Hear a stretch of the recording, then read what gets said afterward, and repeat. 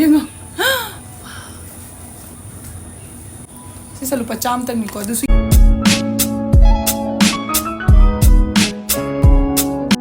Hello ma'am, मैं अपने channel da tarang da chari ado ai hozi mamang da ina fen thai ko yam satina olang ibu ko sejiga sonju thongang do yam satina olang ibu ko siga adu dunai fen thar go ina video sana mi khar kan ngang ge bu ko to yam siga golden jubilee tawdori ko unit ki oina yam chauna program tawdoi ni adu duna sari set taba yaro ena law thore bu ko do ina nungsa sabu siga koi meitei gi sari atang bu do se na chala go ren machana ka nation mene ko chamene tawda adum mod khadi dei shuninga ju leite shuba pi bu shu aidi ai chana su bu haijada mai na mingo do pi do ina si mafam jaga bu kamai tha dori ko tori ena yam khandana ina sari su le jewelry su le du sa khoi meitei gi man bada ai khali bu ko khoi meitei gi mong da ai meitei gi dress se laga meitei gi mong da style torga chacha doine na macha puna chapalina ko account gi paisa lo thupa yadraba aduna khara adum aingonda khutta leijaba do aduna leire ine sidai yam sim ai sai gi su ulak ke ko aduga akhoi gi sigane ko hingon so khoina kana sari ko adu hingon so ulak ke yam da paring hak le ga aino sobri ga dugai haina ga adugai mayang ba ga au da thai ba ko yam da ulak ke aduga ai hoji jema sidai ai lo thuga ulak ke ko mayam sigi price thajabre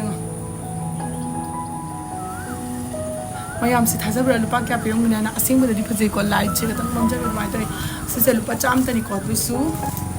mana ga yamna sidai sigi design ju phajabani bu ko na koi meitei gi khoina chik kana sinabo do chik to man ro ko yam phaje hayeng sai ga selaga siraga di phajaga ra na ina khara ga di ai jewelry gi giveaway ta ujarake siga yam pithoga lore kai na da yenga sidale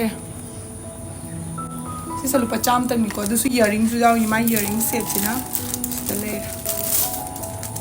my earring set che si ni bu ko earring si su nuksibani ko yamna habadi yamna heavy su oidre adagi di khoi gi henjan kana to bu su phajade aidi yamna luhong khongdong bana tabina sika program cha ma su sika buaina ne yamna heavy si bu su talli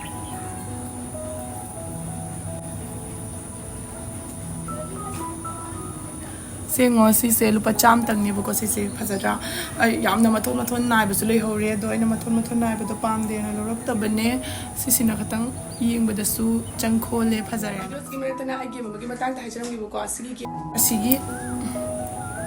asigi sina asi mana sini odusa ana ngang ya ta dre khang ko khara kan na bu ding ngang de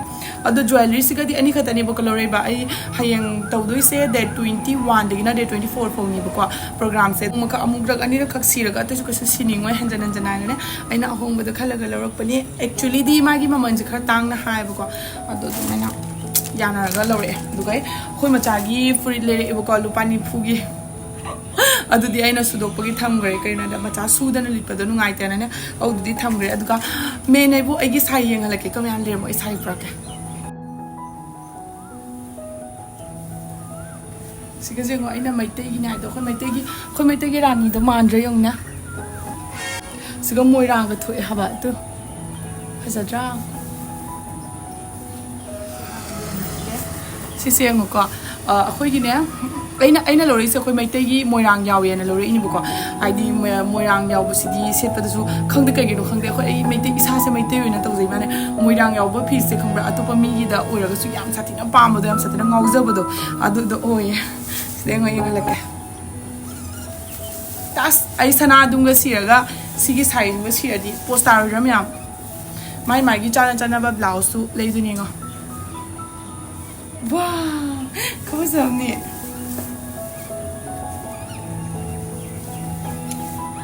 akhoi rani duman akhoi rani na di helida adumakpu khoi meitei gi oibada mong se masak se manadra ko full sari ni bu ko adu yamna hongi mamando di kai je hairaga noina pami bataraga di engon da hairo mamando khangning bataraga di harak ko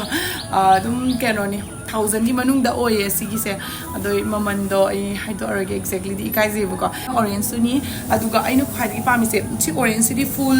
full gi oina haidi mafum na makta lei sati ba aduga sigi red color se aina khai gi pam se red color ne bu ko red color se punamakta lei sali ngom yam ayeng halake punamakta lei sali yengo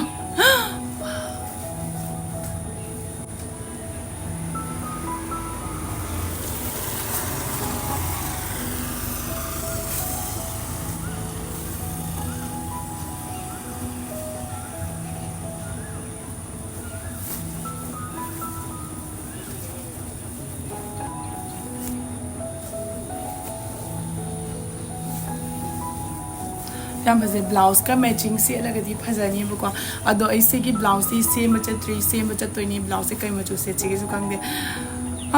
program yam tong ni ai do myam de ngan ba ya ga di kam phadoi no akoi nan sio madam na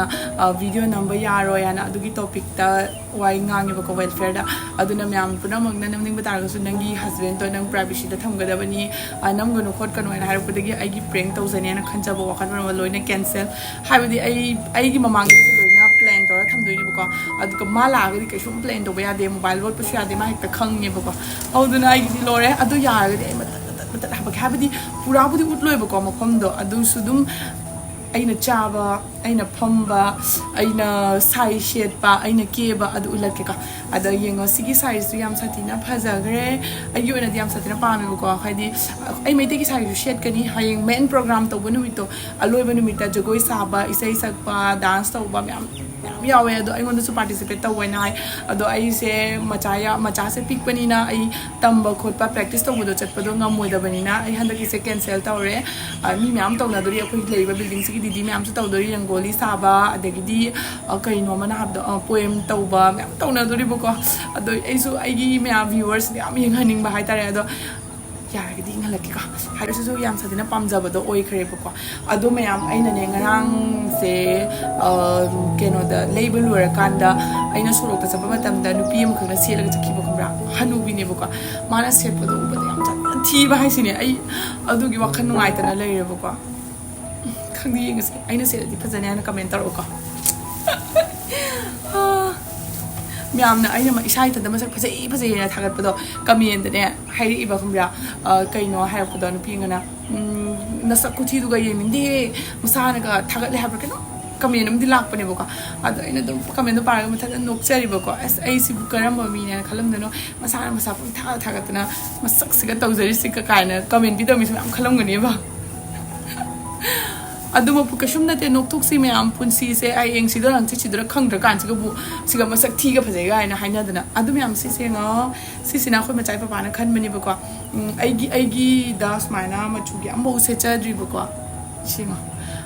black color hai tare black or pura pushing bi black to na te ba ko tum khara mamma chu se khoi gi golden changni ada si se chai pa pa na phajai lei wa na ha ba dei leire cinema gi choice ni ko me am si ga manipuri gi sai se te khote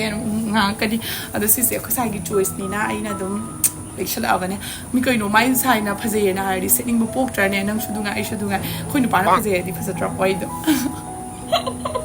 ai si na how does this semana phajai lei wo na habade ai si sima le rak pani aduga hande ki shopping sti lore pesa ko loi kong am ta lei dress sari lei tho e jewelry mana gi su wa le ko to mana gi to ai le ro ga na khalle kai na da program se hande ki sen mai ni to dunya ayuk sanda cha to nya du su sari se to nya aduna ai lei ta badagi lei bani ba akoi mai te gi sari du budi pura e do ta ga su ta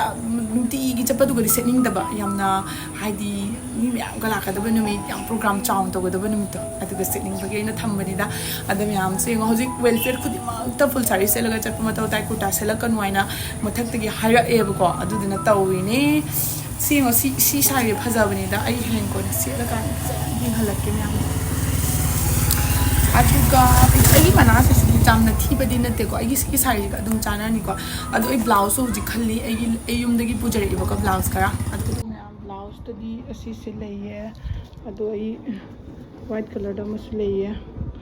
kam se tu na khang de kar mo ga chana ni ha badu me comment ta bira adu si se mi gi hingo ne ba ko id ani mak se mi gi hingo ne to pa khoi di di magi aduga machai pa pa na ne khoi gi tonga na to ge to bada moina tha ba gi mafam lai mo ga puna thamina ra si na khoi du du ga maru marang yum da gi pirak pa do adu hundoi ni ngo ko bile sat ka se chaujar bani ko aina mama de ngam de pa pa si ki si hangam si se kai no ni anan boy mana anan baga hina go na mama hai du kai na anan dai na nga sam ta ni debi amagil pero ngo pero si se u du na chu khang de kulwa ji jawar man hajang loi na ठीक है ना